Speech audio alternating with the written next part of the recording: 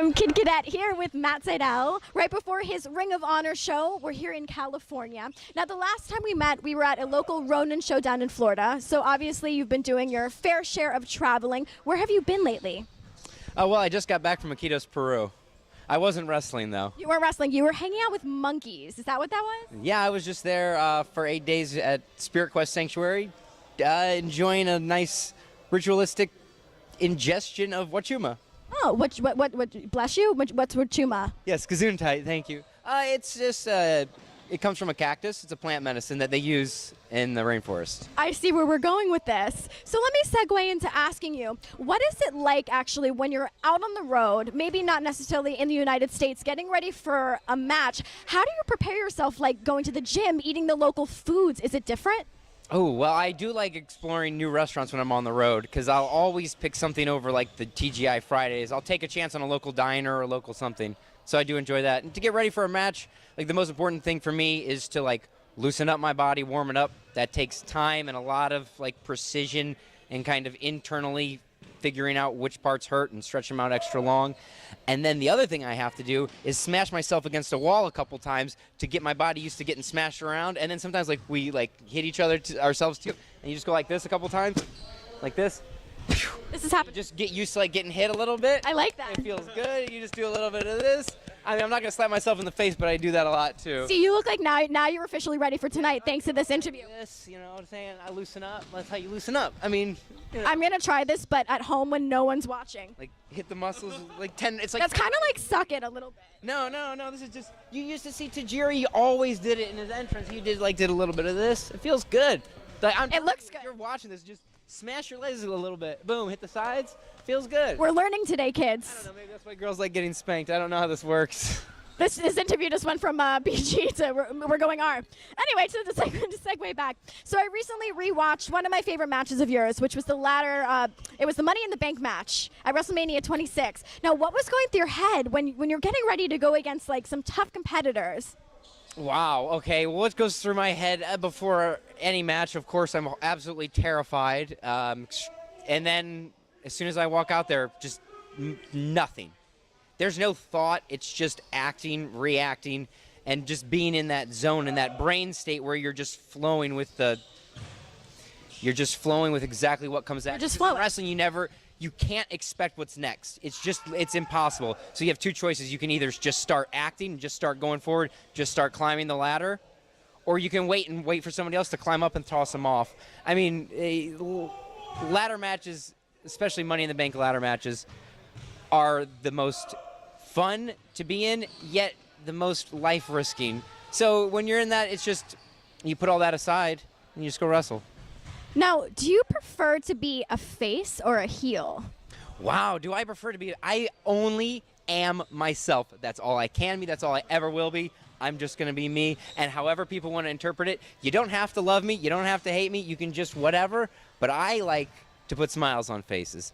What I like doing is I like spreading the love. So I like to think that makes people cheer me, but hell, if you think that sounds corny and you think I'm an idiot, then boo me. It doesn't matter to me. Just enjoy it. Just make some noise. Just be you. I like that. See, that's good advice for anybody in life. Sure, absolutely. It's actually it's much easier said than done. Yeah. So do you think it's easier to, be somebody else essentially? Like maybe in your mentality? Well, a lot of the time you spend your whole life being told who you are. Oh, you're this, you're Matt, you're so-and-so. People tell you you don't act like that, you act like this. Mm-hmm. But when really, you act however you act. That's you, not what people tell you are, or not what people see you as. All you are is yourself. Well, speaking of acting, who would play you in a movie? I mean, that's a silly question. I'm formerly Evan Bourne. Right. So don't you think it would be fitting for Matt Damon to play me? Now that I think about it, absolutely, yes. You should be so lucky. He should be so lucky. Maybe we'll contact him after this. We'll show him this interview. I really hope, first of all, what is this interview for? And second of all, I really hope there's a lot of bouncing basketball sounds in the background this whole time. There will be. This interview is for my own personal use. I'm just going to go home and watch it a million times over and over again. Okay, well then in that case, it's going really wonderfully. I hope so. I wanted to ask you about the whole Reborn movement. Oh, Reborn movement. Well, that sort of drives me back to what I was just talking about earlier about that kind of, so the way I see things, I spent a lot of my life kind of shutting out a section of my personality, just kind of closing it down, shutting it off, because it's not commonly thought of or accepted. But really, the way I wrestle is derived from how I live my life, which is derived from how I see the world. And I had kind of stopped there, but I've added another layer, and it's kind of the way you are spiritually affects your worldview, which then trickles down to your performance in the ring. So the Reborn is when I basically went down to the Peruvian jungle, felt like I had my entire brain scraped clean of all the excess crap, all the stuff that was in just that I didn't want to deal with. Boom, wiped it clean, threw it on the ground. I died and I was reborn. And just what I'm doing is I'm standing in the light and letting everybody know that they can do it too. That Reborn's not just a clever, okay, it is clever, but it's not just a clever name. What it is it's my story, but it's an allegory for anyone to apply to their life. And I really like to think that you don't have to go to my jungle, but everybody goes through struggles in life, and this is me coming out on the other side reborn, and you can do it too. You're a very positive role model. I like that. That's cool.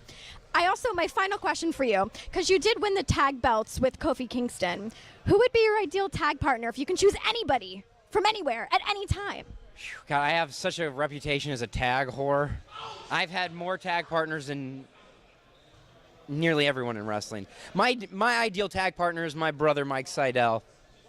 There's nothing near and dearer to the heart than a brother tag team. I mean, you look at the Young Bucks, the Hardys. I mean, for me, growing up on the Steiner brothers, so the Sydal brothers, that's a tag team to look out for. Awesome. Well, hopefully we'll see you guys tagging sometime soon. Once again, I'm Kid Cadet. Anything else you want to plug before we go? No. Enjoy it. Bye. Thanks so much. Oh, wait. I want to plug things. Oh, plug. Follow me on Instagram at Matt Sydal, MATTSYDAL. Find Evan on Twitter.